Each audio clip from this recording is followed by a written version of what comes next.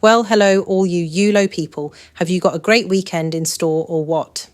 Firstly, we're up in Merseyside on Saturday for one of the most prestigious all-age Group 1 sprints in the European racing calendar, the Haydock Sprint Cup Stakes. And then, by popular demand, Marie-Francoise has cut short her break to report on Arc Trials Day at Paris-Longchamp. You lucky, lucky people. And it doesn't stop there. Yep, there's no stopping us this weekend. 'Cause Sunday morning, you've got to get up early for Ka Ying Rising's first run of the season at Sha Tin. The world's best sprinter is back, the equine equivalent of Usain Bolt. And bolt up he will in the Chief Executive's Cup handicap. I'm getting up for it, and if you can't face that after a hard Saturday night, do check in on the replay. Now, let's get on with Saturday at Haydock Park. I'm giving you the last race we're covering up on Merseyside first. Don't worry, I've got my reasons. Now, I think Luna R. Inverness is going to get the Betfair Be Friendly handicap. Moon over Inverness, as the Mandarin told me for my selection at York last month. But whatever, my Celtic ain't too good, but that don't matter a jot if you're winning.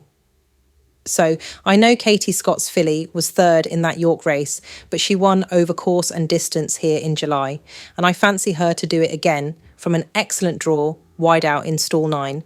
The place to be for this 5-furlong dash. Last year's second, Gerbat, which is funnily enough the name of the cheap tomato sauce I buy at one of the German supermarkets, has to be shortlisted from a lower mark, while Hong Kong returner Atomic Force is an interesting outsider for those of you who like that sort of thing. Luna R. Inverness has a winning habit, and I'll say she'll be proving me right again with plenty in her favour. Yabba dabba doo, if she does. Plus, I get Sunday off with Marie-Francoise making an early return. Result. Now, my Saturday nap goes in the Old Borough handicap.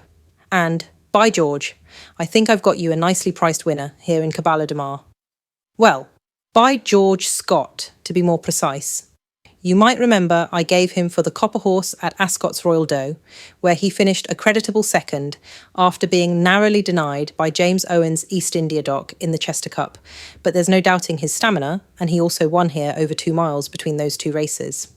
Now he returns from a short break since that Ascot run, and that's just what I want to see. So I'm thinking that he'll outstay Ian Jardine's hat-trick seeking Paddy the Squire. There's been a bit of money down for William Haggis's The Reverend this week, but I reckon he'd prefer a bit more cut, so I can't get away from Caballo de Mar. Good luck! My next best lines up in the big one. Now, if you tuned into the podcast this week, you'll know my rundown on this race, and it's Lazat, that's the one to beat. Now, there's all sorts of interesting angles to this Group 1, and plenty I didn't have time to get round to discussing on the podcast. One of those is the record of 3-year-olds who lag behind the older horses in the trends analysis, but of course are more closely matched on the weight for age allowance given this Group 1's late position in the flat racing calendar. So I do think that Harry Eustace's time for sandals cannot be underestimated, but from that tricky draw in stall 2, must have her work cut out. Yep. This 6-furlong trip at Haydock Park definitely favours the high draws, so it don't look that Time for Sandals has lady luck on her side. Lazat's stablemate, Kind of Blue, comes into his own at this time of year and was second last year, but James Doyle prefers Lazat, so that's good enough for me.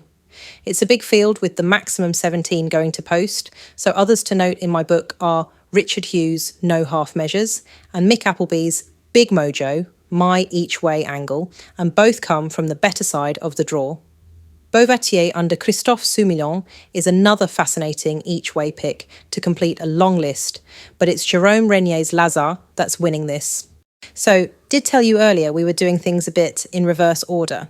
That was always the plan. Barney says it's a bit like revealing the Miss World results. Oh boy, what a dreamer. Right then, let's get things off to a good start with Charlie Johnston's course and distance winner, Sweet Fronze. She won the listed Dick Hearn fillies race here under Joe Fanning last month, making all in pretty dominant fashion, and I'm reckoning that she can do it again, getting plenty of weight from the rest of the field. Sweet Francais is a progressive-looking sort going the right way, and although Hamad Al-Jahani's Make Me King is higher on ratings, connections could be sending him to Germany on Sunday, so last year's runner-up, Prague, could prove to be the main danger for Dylan Cunner. Yep, I'm sticking with Joe Fanning to serve up more of the front-running tactics for a repeat win and make it 3 from 3 at Haydock Park. Then next up, for the Ascendant Stakes, I think that John and Thaddy Gosden have got the answer to this listed race with Publish. This Kingman colt got noticed on debut when just a half-length second to a Godolphin Palace Pier colt out of Charlie Appleby's Moulton Paddocks yard, but made no mistake returned to Sandown Park and eased in grade when showing a bit of tenacity to regain his lead and lose the maiden tag. Into a black type now, but William Buick is booked, and the outside draw can get an advantageous stand side run. George Bowie's Bow Echo was impressive at Newbury first time out, so with the brilliant Billy Loughnane up top has to be considered, while Ed Walker's Midnight Tango would be my each way angle. Published to announce his credentials at this level and put some black type in the book. The first of the handicaps is, to me, a bit of a puzzler, but the Frankel colt Grand Descans looks to be in with every chance. No match for the reopposing Circus of Rome from their clash on the all-weather, I'll give you that. But there's a huge £9 pool in the weights back on turf, and it's this pair that I think are going to be fighting this out.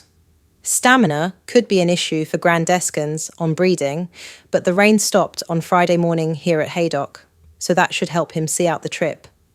Charlie Johnston's Polestar won over course and distance in July, and looks a cracking each-way selection if the handicapper hasn't reeled him in yet. But it's Grand Descans for me.